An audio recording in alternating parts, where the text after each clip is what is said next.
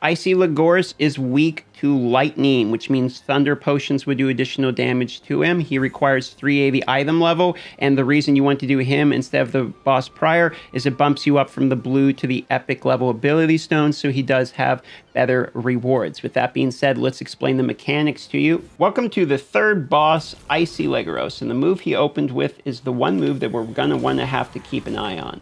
Basically, he has a pretty simple skill set.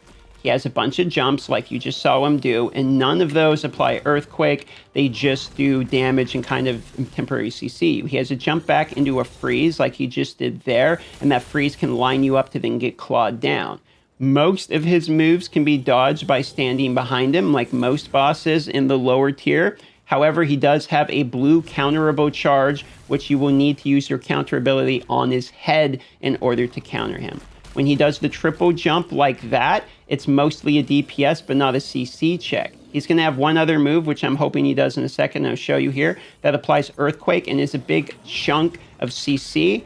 Here it goes. So you see that right there? When he does one big jump and it says Earthquake, if you get hit by the outer edge of that, you're going to be CC'd temporarily as well. Here you go, right about like that. You see how I get hit by that and then Earthquake? During that time, he can actually do a pretty good chunk of damage to you, and it's important to learn that mechanic of dodging that because there is other variations of this boss you're going to get later on, and eating that will actually basically kill you. So you need to just avoid most of his attacks which are in front of him by standing behind him. His jumps you're going to try to avoid by continually moving, basically. And other than that, you're going to try to counter him when he does his blue charge attack, and you're going to avoid being in the middle of his icy breath. Now, I did knock him down because he does, in fact, have a push bar that you can stagger him on. So things like whirlwind grenades will work against him, and any move that has high stagger, is going to work against him eventually. And we will eventually be able to knock him down, which will regenerate, and then after a time, we can knock him down again.